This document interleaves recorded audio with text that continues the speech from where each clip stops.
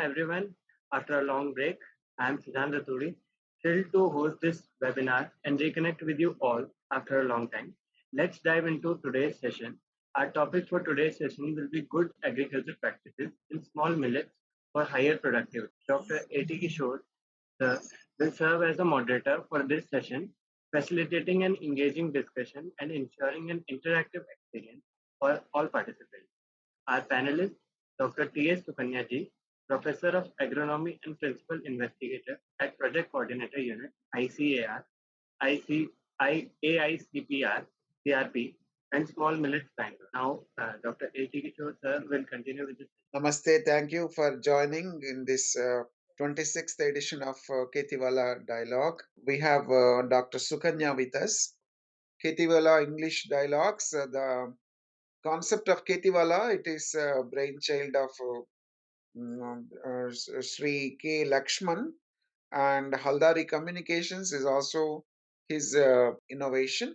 So, without much delay, let me just quickly introduce what we are, what we do before we start listening to the special speaker of the day on millets. In fact, India is leading in the activism, like a catalyst in the world for millets. And Indian entrepreneurs are worldwide reputed for their innovations. So, madam will add more value. So, KhetiValah is actually a group of thoughts, I mean, a bunch of thoughts, and it's like a philosophy, and it's in growth stage. It's a startup, and it is also a foundation, Section 8 company as well. So, we have these activities, and quickly I will start one after another. So, just names you can look at right now. You can see names like KhetiCorner, KhetiKendra, Purashkar, KhetiSamvad, KhetiKosha, and you have KV Dialogue, which we are doing right now. And we also have this KhetiValah 24/7 Agri News. In fact, this dialogue itself will be a digital repository. Keti Kalyan is the word Kalyan in Sanskrit is not just marriage, it's a welfare. And so Keti is towards the farmers, it's a farmer welfare activity. Keti Corner, we will talk about it very soon. Please go to the next slide. One by one, we'll take up and explain our activities. So I'll begin actually with KhetiKendra first. India has number of villages, and a group of villages is called one mandal. So, KhetiKendra is a place where you have one center of excellence, a knowledge center where all modern practices are discussed. Farmers and people involved in agriculture receive guidance. As I mentioned, Keti Kalyan, I will use different words to demystify what it is. It is connecting Niveshaks, who are investors, and farmers, and we are bringing them onto one stage so that they make some MOU and understanding between each other. Namaste. And so Ketik Wala Agri News, we have 24/7 news, and then it's actually online, and the youth can get connected. Purashkar is we intend to congratulate and thank people who are doing good contribution to agriculture worldwide, and KT Summit is a big event where we want to bring all the stakeholders together at one platform. Dialogues are happening in many languages, English, Kannada, Tamil, and Telugu, and Marathi, Gujarati, then also Hindi, and many other languages. We also go international.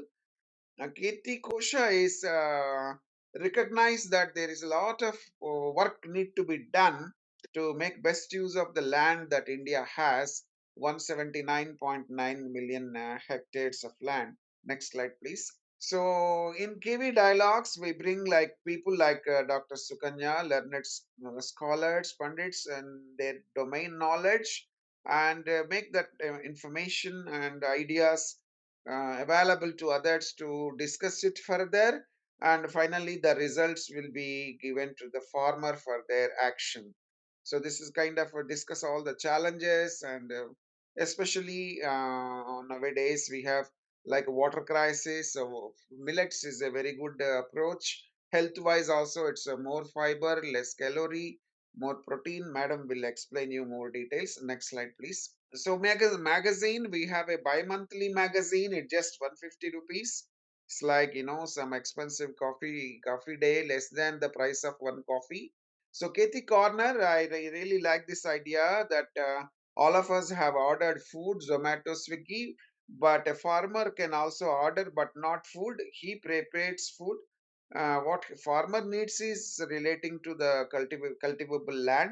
So if you can give them in a box what they need tomorrow morning, the farmer need not run around in bad weather. Anyway, they go to the farm field around 3 a.m. in the morning and work the whole day. So this is the kind of a very good approach, adapting how the cities are doing in the rural area also.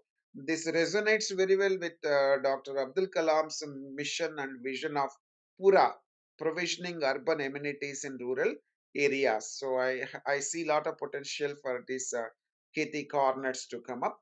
We are launching them very soon in Hyderabad and Bangalore and other parts of India.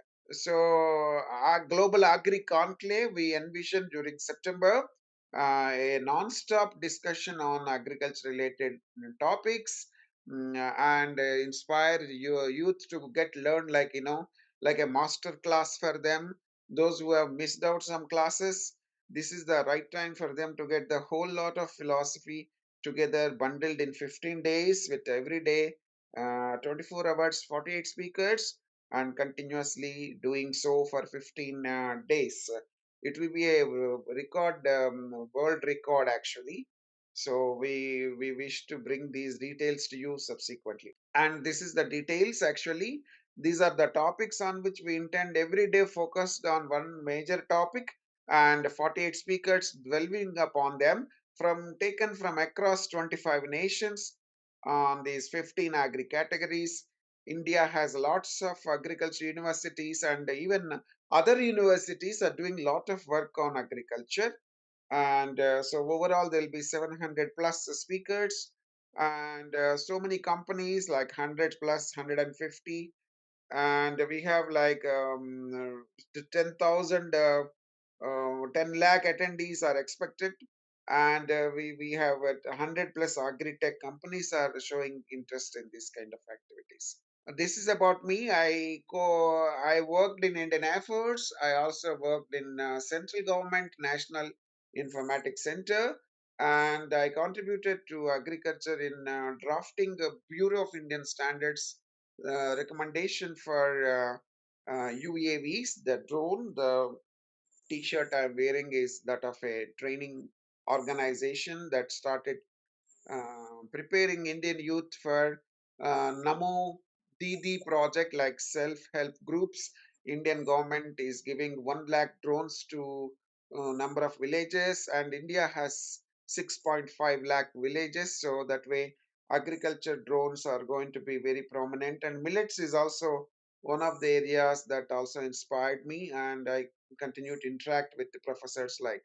So now we have Dr. T.S. Sukanya. She's professor of agronomy and principal investigator at a project and project coordinator at Indian Council for Agriculture Research on small millets, Bangalore. Okay, next slide, please. This is about Dr. Sukanya's brief profile. She is a professor. She started her career in Krishi Vignan Kendra KVK, from scientist to senior scientist, and had served at three districts like Haveri, Chikmagalur, and Tumakuru.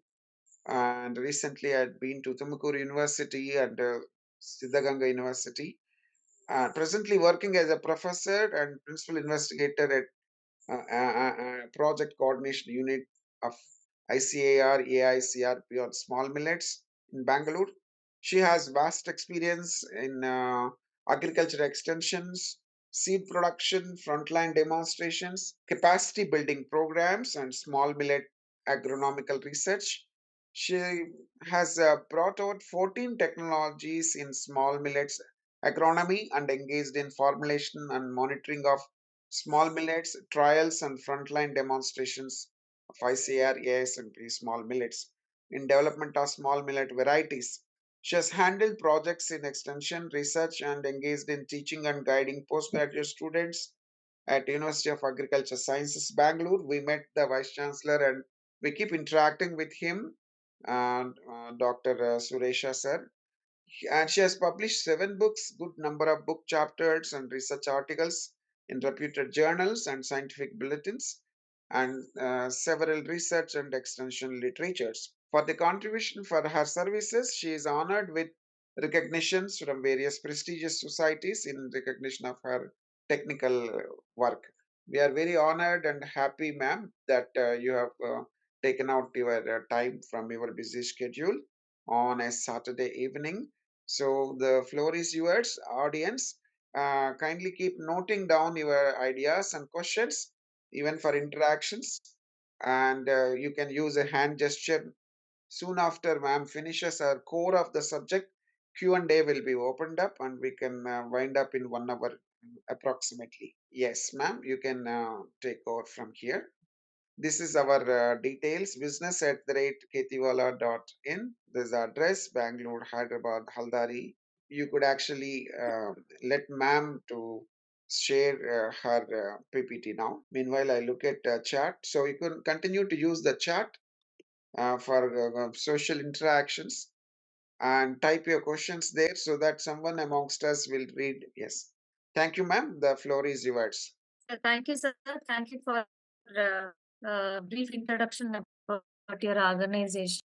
Thank you, sir, for giving me an opportunity. It's really a great opportunity to interact with the progressive farmers, and I'm very happy to, give a small lecture on millets and their climate resilience nature and the good agronomic practices for enhanced productivity of these millets. So I thank once again. So as we know, the millets are called as climate resilient crops, and they're called by several names like magic crops, miracle crops, and recently they're being called as Sri Anna.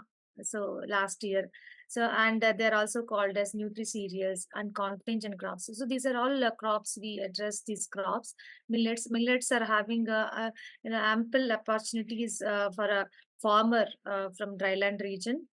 So these millets, so in millets we have major millets and minor millets. So in major millets we have sorghum and parlu millet, and in small millets we have 7 millets. So totally we have 9 millets under 9 crops under millets. So they are nutri-cereals, and I will explain why they are called as nutri-cereals.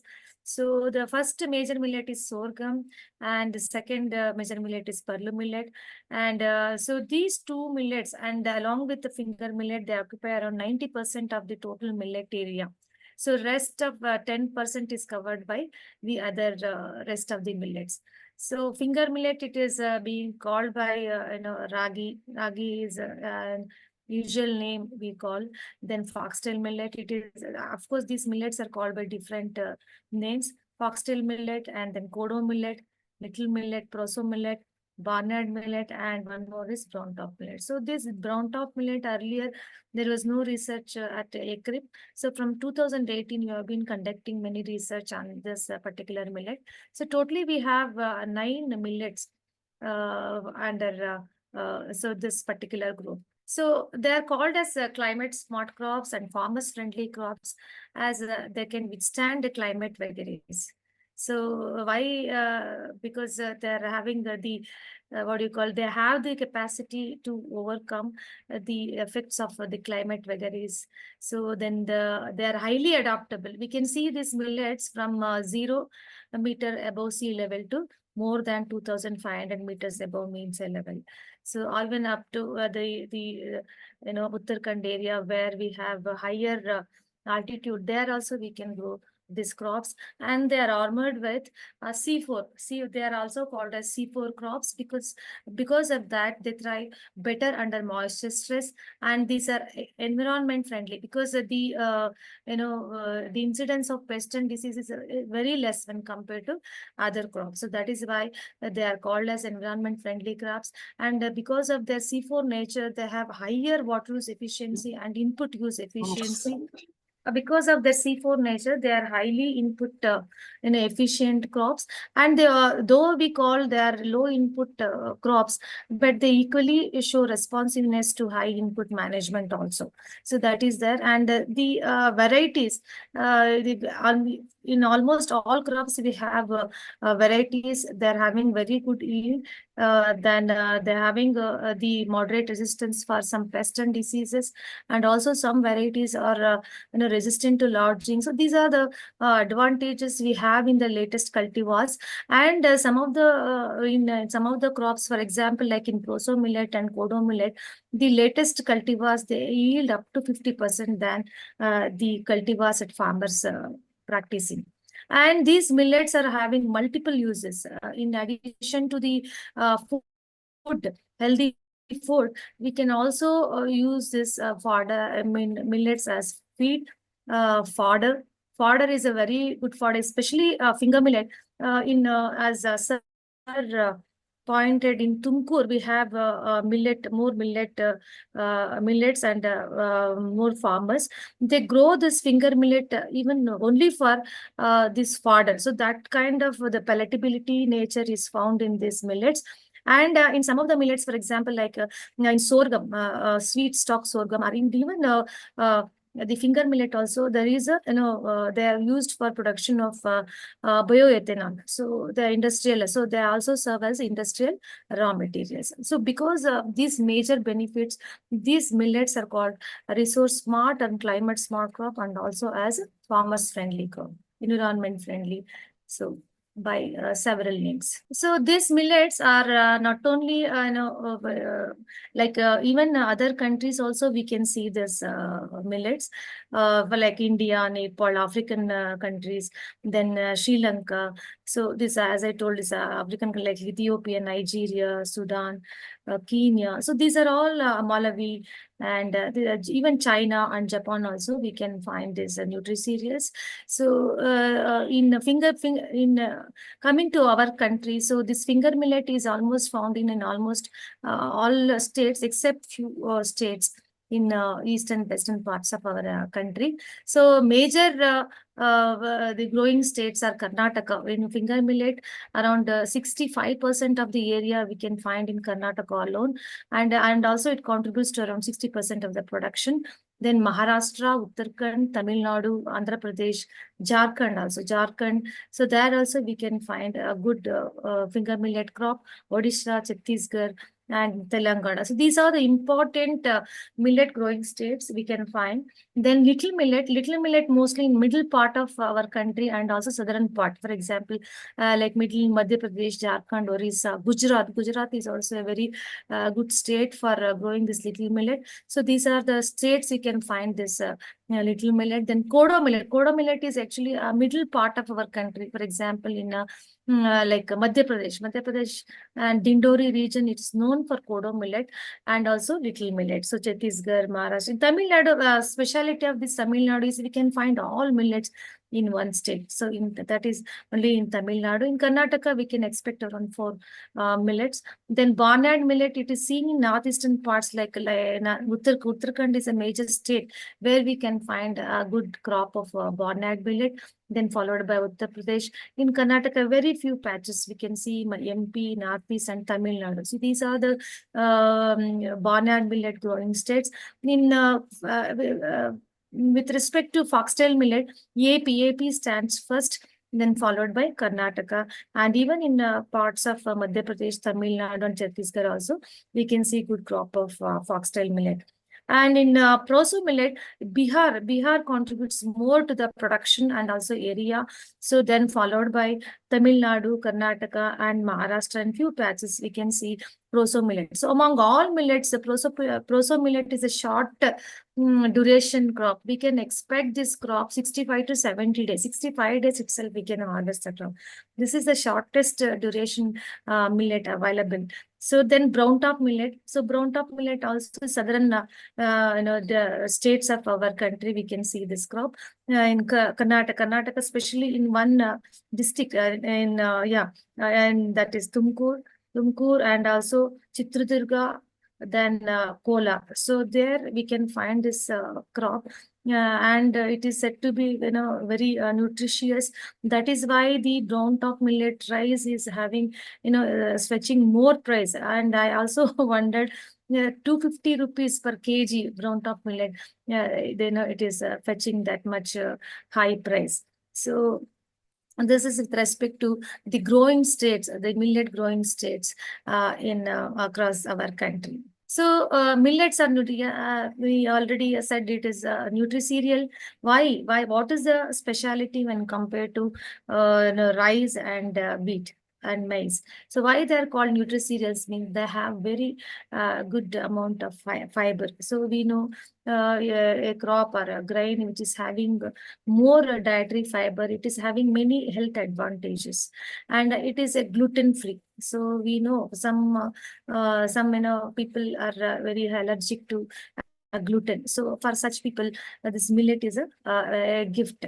So then is a heart healthy due to presence of many. It is rich in minerals. It's rich in minerals, especially manganese, fiber, and iron. So that is, and also it is of no cholesterol. So it is very good for people suffering from heart diseases, and rich in antioxidants, vitamins, and minerals, and slow releasing carbohydrate. This is a very important character we can find in this millets. So it's a the carbohydrates is of a complex nature, and it is slow releasing. That is why these millets are preferred for diabetic patients.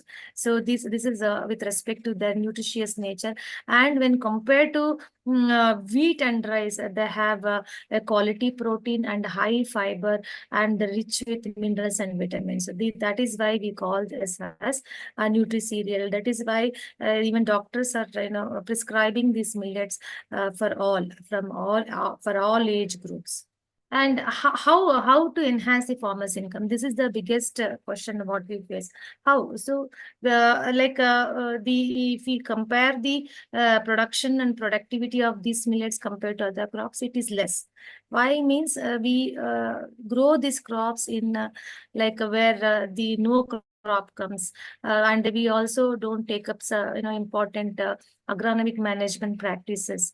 That is why, and also the soils are also not fertile like before, because usually these crops are grown on hilly and tribal places, so where where we cannot grow other crops, and there is no, and even the farmers are not sowing these crops in a line. So that's a broadcast, that's simply broadcast without taking much care. So that is why the productivity level has gone down. So there is a possibility to enhance the productivity to 3 times that we found out by survey. Then by reducing the cost of cultivation, we know every year there is escalation of prices, and usually these millets are grown by small and marginal farmers. So they are not having the that much income to purchase the external inputs, like for example fertilizers or good quality seeds, and even the organic manures, what we call.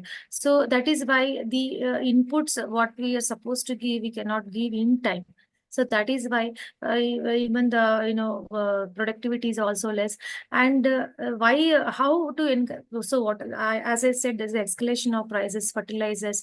So we have to reduce the cost of cultivation and also mechanization. So if you go for mechanization, we can certainly bring down the cost of cultivation. So this is also one of the way to enhance the farmers' income. Then by increasing the marketing opportunities. So it is also one of the major drawback in millet production. So because there is no stabilized market, sometimes we get good price, sometimes there is no demand at all. So that is no stable opportunities. That is why the farmers are not able to get the good income. Then sustainable value chain through group approach. So this is a kind of what we are today. So this kind of group approach, if we have, then definitely we can enhance the farmers' income. income. So with just an introduction where we are in like agriculture, especially with respect to Indian agriculture, we have smaller holdings. So in around 20 years back, the average per capita availability of land is around 1.1 hectares. So in 2030, this is a prediction that the per capita availability of land is getting reduced, and we know the reason is for used for diversified purpose, industrialization, or these roads and other. So the productivity land is converted for other purpose. So that is also the shrinking of agriculture land resources, because even we know the exhaustive use of natural resources like water.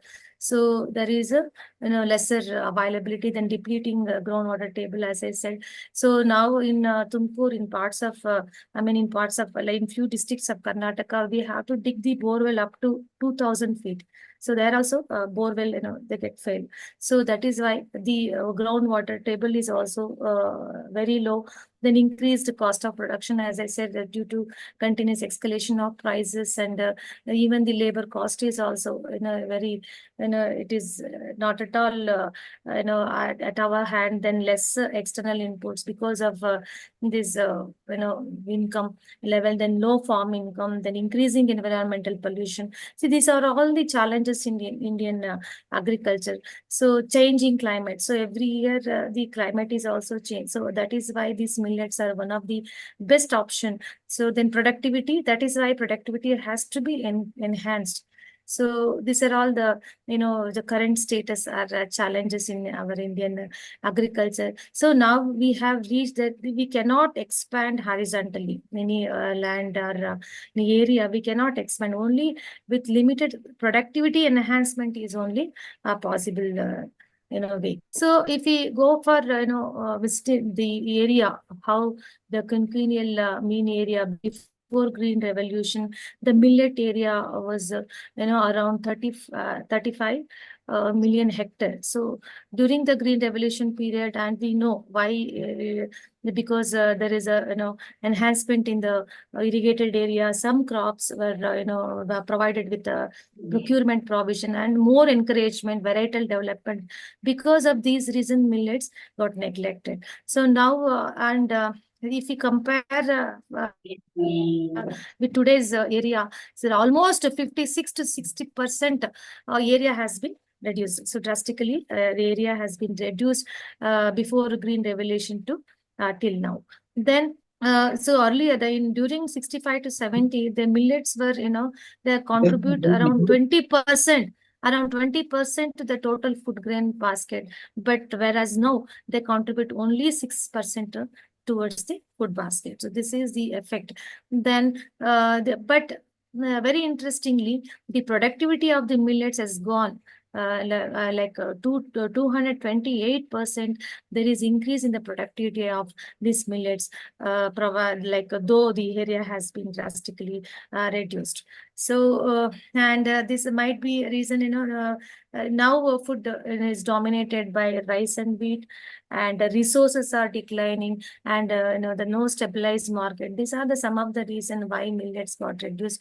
But from last 5-6 years, the millet area is gradually increasing, though it is not depicted in reports, but the gradually increasing area as well as production in millets is recorded. And with respect to India, so as sir also told in the beginning, we are the major producer as well as consumers. So totally we have at present around 14 million hectare of millets all together, including the sorghum and the proso millet. We have around 14 million hectares with a production of 5 million tons. And all together, the productivity level is 857. So actually we have to know the productivity in each crop, because the crop nature is also different among the millets. So our country stand first in barnyard millet, finger millet, kodo, and little millet, whereas stands third in foxtail millet, and it stands sixth in proso and sorghum, and in pearly millet we stand ninth. So with all this, we can say India is the major producer as well as consumer. That is why even the government is also given a lot of encouragement for research and also for extension. So definitely we need promotion. Millets need promotion because the climate resilient crops. Why we are promoting these millets is that they are climate resilient crops, and these are the crops of dryland region. So wherever the rainfall is very scarce and also non-uniform distribution, then we can definitely suggest the millets. And they easily adopt to all production systems. Smallholder production system, it is best suited, and they are nutri-rich, and we can grow millets organically. So that is one of the beauty. So whereas other crops, for example, rice or cotton or some other vegetables, it is very difficult because they are prone for more number of diseases and pests. Whereas millets are slightly, tolerant for all this, biotic stress. So that is why they can grow organically, and that is why they're called eco-friendly crops. The high-yielding cultivars are already available in all millets, in all 9 millets. We have high-yielding varieties. So that is, they are also in the seed chain. So probably a few in small millets, especially in small millets, now they are entering in few crops, they are entering in seed chain, so that all farmers can utilize this, millets, all these varieties. Then millets provide quality green forage. So we not only grow these millets for food, it can be used for feed and also forage, dry fodder, green as well as dry fodder. So that is why we need millets promotion. So, and as I said, they can grow in a dryland region. So why means they require very less water when compared to other staple cereals like rice, maize, sugarcane, wheat. So they require very less quantity of water for their growth and development. Then they need very less inputs, fertilizer and other farm units. So they're very less. The requirement is very less, and as when we consume this millets, it gives a lot of health benefits. That is, and then provides fodder. Fodder is also a good palatability. So it's having good palatability, and is having also minerals and vitamins, and it is required for our livestock. Then it is a promising contingency crop. Whenever we have delayed rainfall, or very less rainfall and non-distribution, non-uniform distribution, then last option is we can go for millet. So that is why, because if you see this in a graph, so millets, for example, finger millet, pearl millet, and sorghum. So you can see when you compare with rice and sugarcane, they hardly require water. So almost 3 times lesser than rice, and 6 times lesser than sugarcane. So this much water requirement is sufficient for growing millets. And the special characters, so already told. So the irrigation, like if we to know, the irrigated area under millets is just less than 10%. So 10%, less than 10%, irrigated area is we can find in millets. So this readily, give insight that they are more suitable for rain-fed agriculture. So we hardly see irrigated area under millets. Then it is a consistently dryland cereal, and it's having a hardy nature, resilient nature, especially resilient nature for climate vagaries like harsh, hot, and dry environments. Even in the soil is having the slightly acidity and alkalinity also, we can grow few millets. So that is the special features, the special characters of millets. And I told they grow in adverse soil and climate. So we can grow actually these millets in all types of soil. Only thing is we should have a good drainage. So they are very sensitive for warm, water logging. So that is the advantage. And if we compare with other cereals or crops, the millets are of short duration. So they are the most crops suited for intercropping also because of their shorter duration. Then they are also excellent for soil preservation due to their fibrous, root network. So they can preserve the soil. So they are the crops which are suitable for this this kind of environment. Then shorter duration, they provide food in the lean months. For example, I told this proso millet is hardly 65 to 70 days crop, and also 75 days brown top, and also 70 days around foxtail millet. So these, they are having very less duration, so they can provide food. Only thing is we need to, in case totally rainfall failure, we can at least on 2 irrigations if we provide, we can definitely grow this kind of farm. So they provide food in during the lean months also. So with this and changing climate, these millets definitely they're more suitable for cultivation. So I already told. So the increasing productivity. So some of the points we should give importance, that is inputs. So optimum quantity of inputs we need to provide. Then seed treatment and use of yielding. This is also a very important thing. By growing the yielding variety itself, we can enhance the productivity to 30%. So 30% of the contribution we can expect only from the yielding varieties. So rest other agronomy practices. Then timely transplanting or timely planting is very important.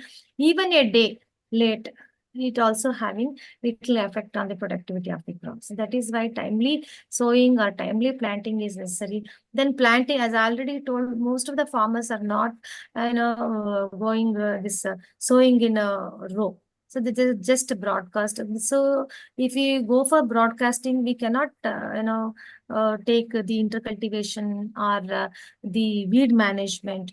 And if weeds are more, definitely they will host the pests and diseases. Then there will be a difficult system to manage. That is why always we should sow these millets in a row. Then weed management and irrigation. In case if the if the dry spell, there is a long gap, there is a longer dry spell, then we can think of providing protective irrigation, at least 1 or 2. We can save the crop entirely. For example, the shoot flies. So these are all the pests are we can expect. Then disease, then blast, for example, blast. So these are all the major points we need to take care while enhancing the productivity. So now I would like to cover a few agronomy practice like Guni method. You all must be knowing it. It is square kind of planting. Then use of liquid consortia. So biofertilizer means don't need to go for a single individual biofertilizer like nitrogen fixer or phosphorus and potassium. So these we don't have to depend on a single. So we nowadays we get consortia. So the liquid consortia, because it is having a more advantage than solid formulation. So okay. Then for foliar application of nutrients. So this is a very simple practice where just a foliar 1 or 2 foliar application of nutrients like water soluble fertilizers we have nowadays, like 19 all or 17 all or some other form. So we can definitely have a good impact. Then conservation agriculture and cropping system. This is also one of the important agronomic practice. Then mechanization. As I said, by going for mechanization, we can reduce the cost of production. We can save the time to around 90%, and also the labor engagement is also very, very less when compared to manual method. Then contingency measures. So these are some of the agronomic practices which I would like to cover. So I told just now the planting geometry and standardization of technology under Guni method. This is actually a farmer's innovation. So this where we need to go for square planting. It is practiced in finger millet and it's called as Guni. Guni means pit. Guni or guli cultivation or neti cultivation. These are called by different names. This is one of the validation of the technology we conducted at our Agri level. So you can see the girth of stems in each hill. So and also the root volume or root weight when compared to Guni method, when the crop raised in Guni method compared to seed drill method, you can find differences. And even the plant. See how the healthy plant, and also the tiller number, especially tiller numbers. It's actually we can get up to 20-25 tillers. So, and whereas normally we can get maximum 3 to 4 in regular, rising finger millet. So this is what we can see this picture. So here 1 feet by 1 feet. So we have to, one small pit, then we need to, a handful of this fine formed manure we have to mix in the pit. Then we need to go for transplanting 1 or 2 seedlings based on the quality of the seedlings. Then we can after transplanting, like 20 days after one, what do you call that? That passing of wooden plank. So that is very important. It is just to, like a uniform tillering. And also the more number of tillers. So for that purpose, we have to pass the wooden plank 20 and 40 days. Then the crop looks like at 90 and at a harvest. These are some of the pictures. So, and there are some few experiments also conducted at different centers to validate this particular technology. This is conducted at Karaikal, AP, and also in Karnataka and also Maharashtra. We conducted this kind of experiment. So with this, we could harvest the almost double the yield in finger millet, and it is very sustainable. And also by going for this special this passing of wooden plank, we the tiller number also, were very high, up to 20 tillers, productive tillers we got. So up to 5 ton, that is 40 quintal per hectare, for to 50 quintal per hectare, the farmers also harvested. So this is the one of the best practice in finger millet establishment method.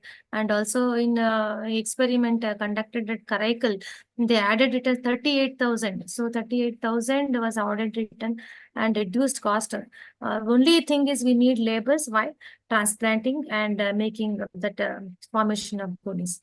That living that we don't need extra labors, but the crop is very healthy, and also even the production is almost double. So this is the like result of the experiment conducted at our Agri levels. So here only thing is we need to transplant around 18 to 20 days for longer duration, and for medium and short duration around 15 to 18 days whole seedling is a must. So then we can expect more number of tillers and good crop. So this is the result. So as I told, liquid consortia, this biofertilizer consortia, which is having 3 NPK. So with this application, definitely we can reduce around 25 to 30% of the inorganic NPK, I mean nitrogen, phosphorus, potassium fertilizer. We can reduce we can reduce the dependence on inorganic form of fertilizer. So that this was the result.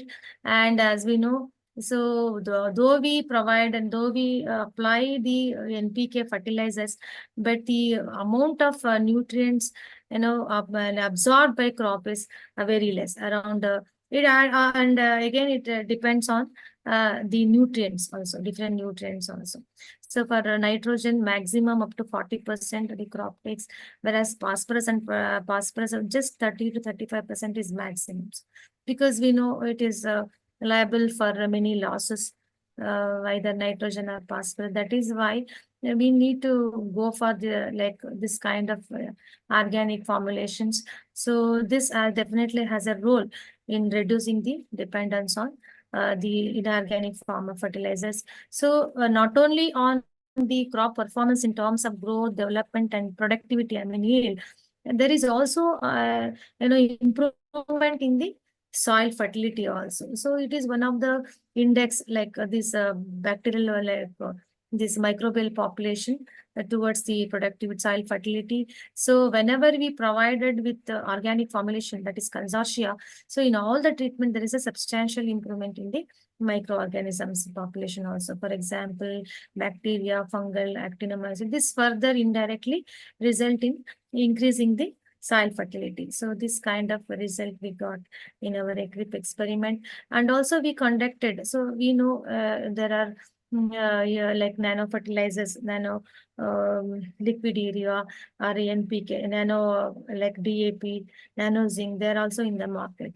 So to know whether they really have effect on the crops we are conducting this experiment. So this is third year we are going to conduct. So here also, whenever we give this nano urea or nano NPK along with recommended dose of fertilizer, definitely there was a good response of the crop because of many advantages of nano urea, because of their more surface area and lesser losses, higher nutrient use efficiency. There is a slight improvement in the performance of the crop when we go for this nano urea or nano NPK. So this was the result. Of course, not only we need to go for environment factors also. We have to take for the environment factors. What are the, like when you go for application of nano, so we need to conduct the analysis of quality parameters. So that we have not done this year. We are going to conduct the impact of this nano on quality and also environmental aspects. That also we need to know before going for recommending this kind of nano. Then, as I told, the finger millet requires less, these millets require less water when compared to the other crops. And even there are farmers, they go for irrigations for these crops during summer or, Rabi, where the rainfall is, hardly we don't receive. So there the farmers are also going for irrigation. So to know whether these crops respond for irrigation, if we compare with the surface irrigation, is there any possibility to reduce the water? So for that, we conducted this experiment, and these are the treatments: surface irrigation as per POP package of practice, then drip irrigation at weekly interval, and drip irrigation at different treatments like 50% and a depletion of available soil moisture, and the small this based on drip irrigation green, like indicators like soil moisture indicators and sensor based automated drip irrigation. So these are all the treatments to know whether we can reduce the water instead of getting waste. So with this kind of treatments also, crop has shown good response. And in sensor based or soil moisture indicator treatments, we could harvest relatively higher yield with a higher harvest index. And the water use efficiency was higher when if we go for this kind of sensor based or drip irrigation. So, and there is a possibility of saving to an extent from 24 to 45% in compared to surface irrigation. So that is why we can definitely reduce the water requirement if we go for some advanced methods. So these are all the results. These are all the pictures where we conducted. Then, so another important thing is we should not rely on single crop. I should always, it's a to reduce the risk. We need to go for cropping systems, whether it is intercropping or mixed cropping or relay cropping. So we need to have this kind of cropping system to avoid the risk, and also for soil and moisture conservation purposes. That is why in each crop we have different cropping system in especially for intercropping.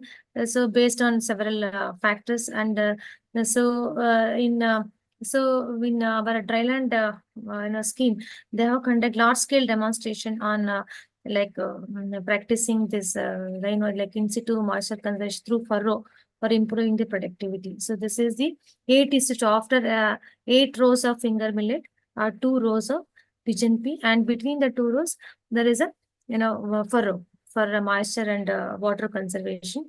So this was a practice they have demonstrated in farmers field almost 200 hectares. So if you go for this particular intercropping, we can definitely enhance the finger millet equivalent yield by 50%. So where the farmers practice growing alone finger millet along our finger millet with aquatic system. So this is possible if we plan technically like a scientific background.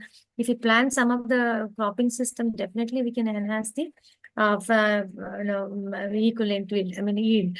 So even the BC ratio, that is economical part, is also fetching more returns. There's almost 1.2 rupees is higher if you go for this kind of scientifically proven intercropping system. So that is why so we need to plan this kind.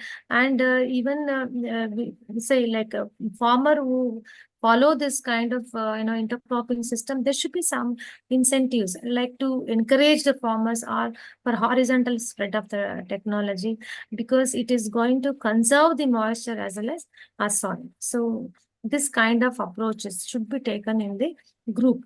And as I said, we have varieties, improved varieties or latest cultivars, which are having very good yield potential. And some of the varieties are also having resistance to pest and disease. In finger millet, we have many number of varieties, and also the regional specific varieties. Some of the varieties are nationally throughout India also we can grow some few varieties, and so all varieties are region specific also based on the climate and soil.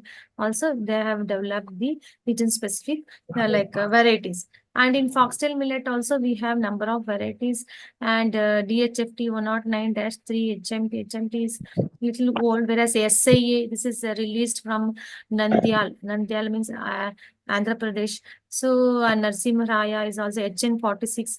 It is released from Ballari, Hagari station. Then GPUF 3. This is all GPUF 3. This particular variety is recently released from Bangalore. So these are all the varieties which are having high yielding and less duration with resistance for the moderate resistance for some pest and disease. Foxtail millet is having a prone for the rust, whereas finger millet is prone for blast.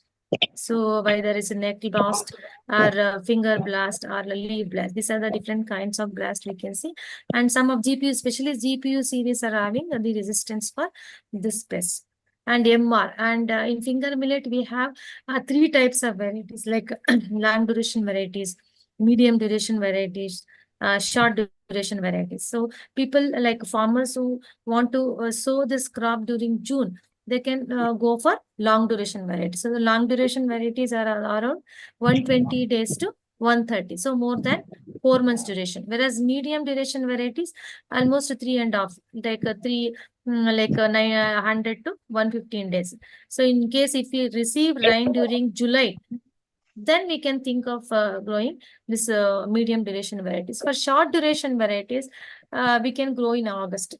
So August month, if you take up any sowing, then we can suggest the short duration varieties in case of finger millet. So foxtail millet, little millet and proso millet, kodo, except kodo. So other millets, they're having the duration from 65 to 80 days. So we can plan either pre-monsoon, like April also we can grow, and also August, September also we can grow. So from April to September we have this months we can grow. So this kind of diversity is only seen with the millets.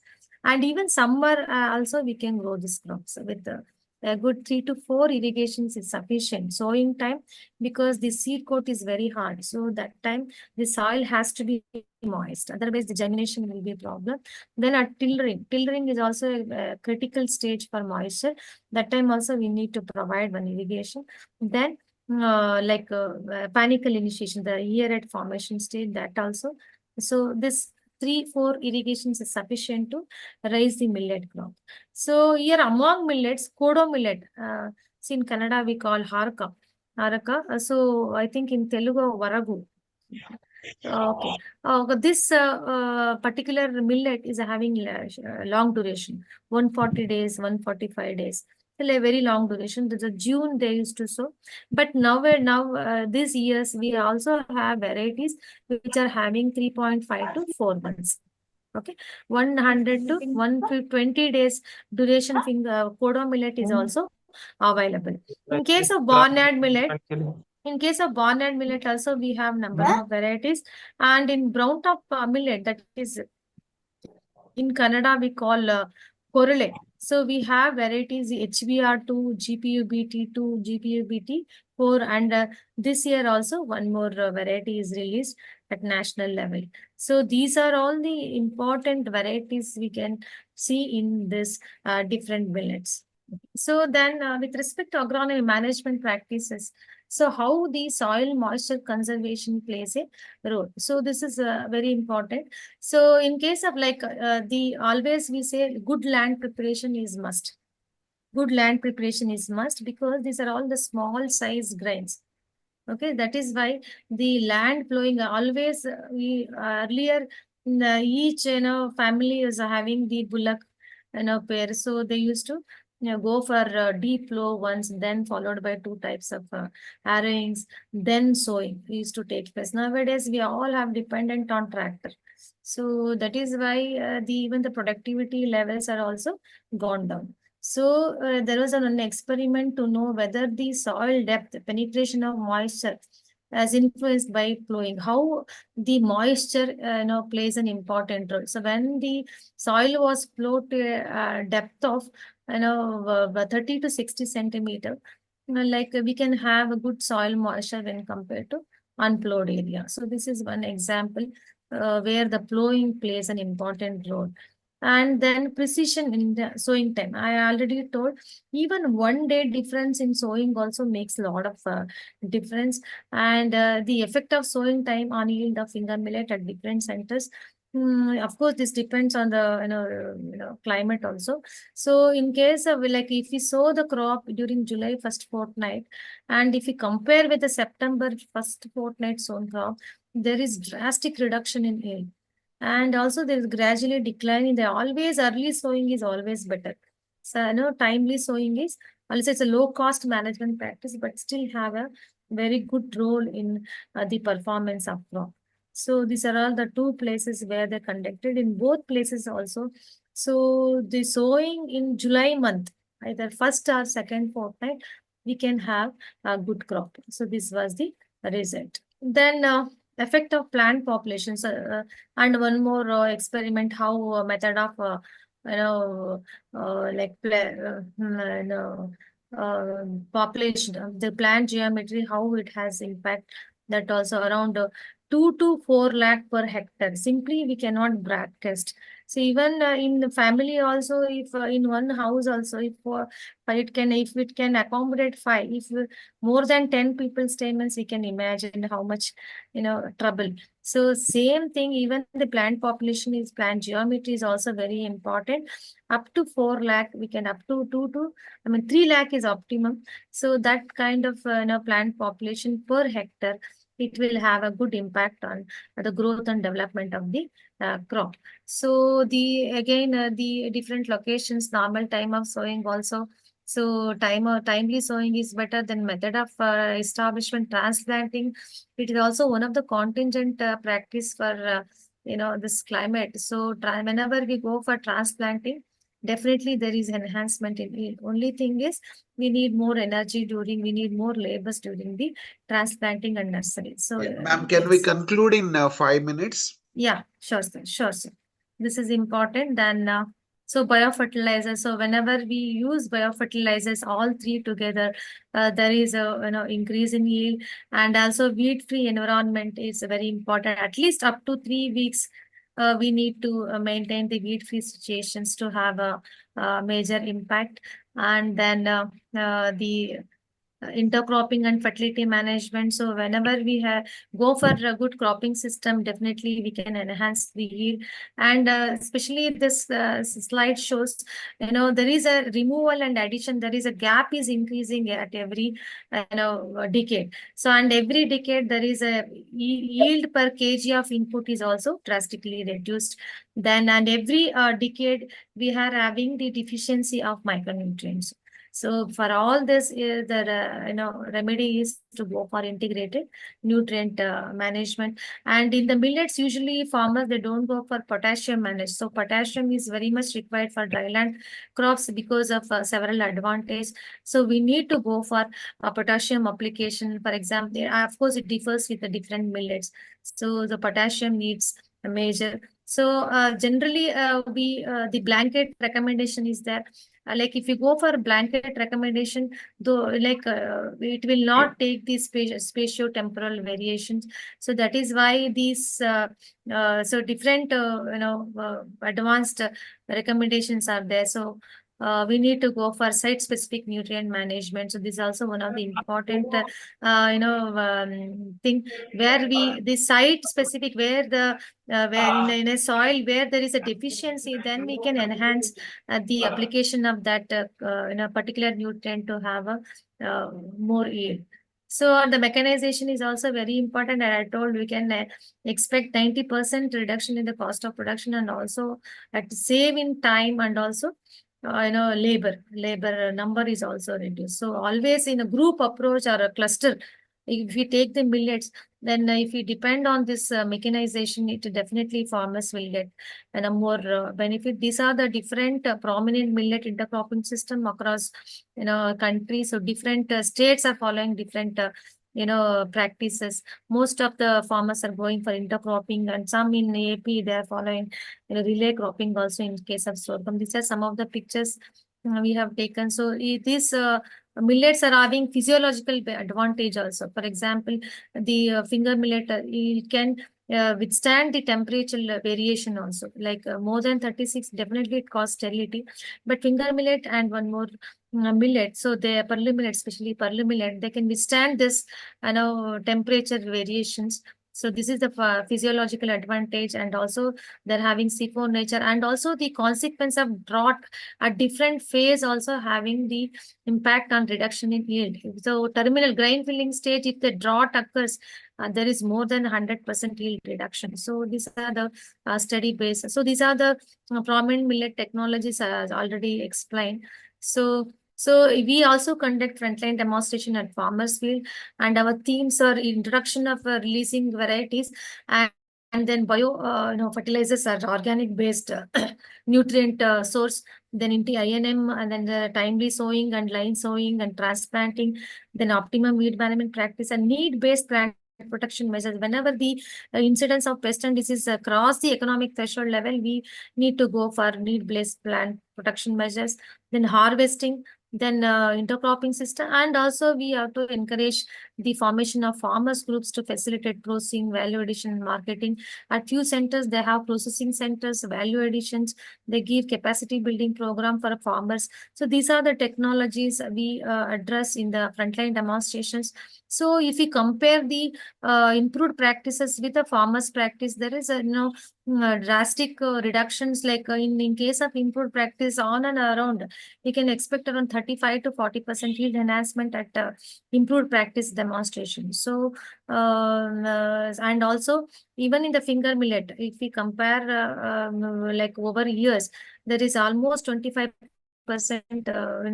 that gap is there. So we need to address the gap to bridge the that level. So the advantages are already explained. To have a triple objectives of versatility, then sustainability and profitability.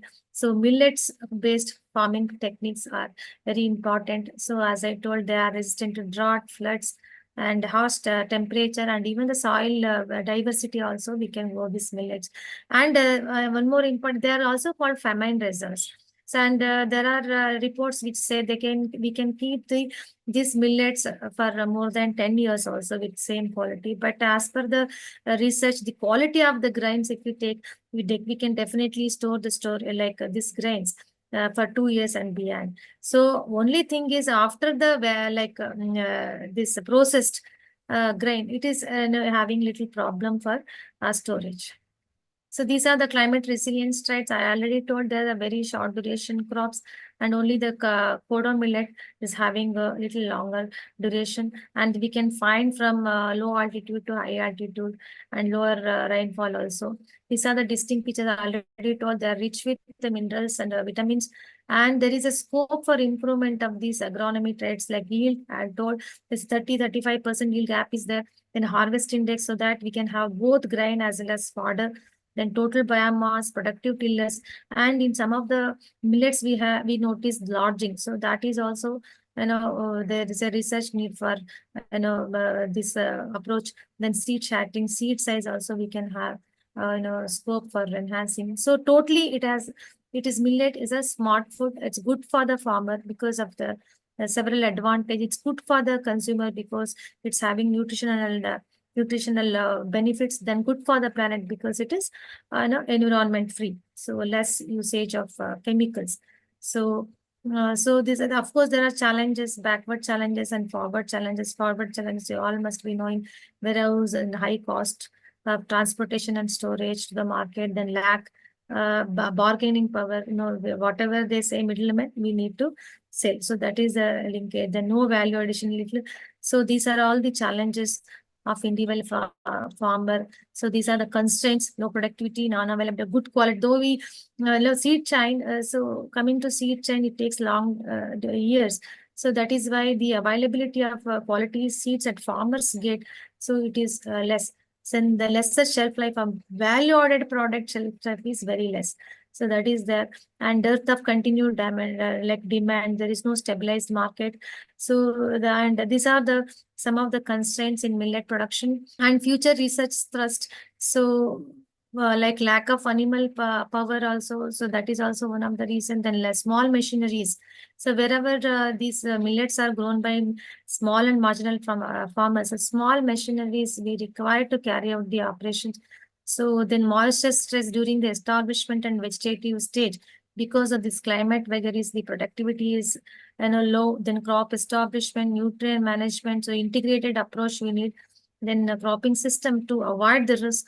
Then improving production efficiency with agronomic and other factors. Then demand. So since demand has to be created, since these millets can also be grown as organically. So these are all the future research thrust. So with this, I complete my presentation. Thank you, sir. Thank you for the opportunity given. Thank you very much, ma'am. As a token of appreciation, a small gesture from KhetiValah, this is presented to you, and when we meet you in person, we'll hand over this, ma'am. And you have taken a lot of time to highlight lot of things like geometry, population, and also timing. It's a blessing in disguise that your talk is in July, and you mentioned about the ideal time to start is July. This is the strike time, and so good. I think if farmers are taking these inputs, this is the time they need to start working on millet cultivation. Once again, thank you all for taking your time on it. Thank you all for joining us today. Your engagement and enthusiasm have made this webinar truly enriching. Remember, the knowledge we have shared here is just the beginning. Let's continue to innovate, collaborate, and drive positive change in our respective fields. Until next time, stay curious and stay inspired. Thank you. With this note, Thank you. Dhanyavad.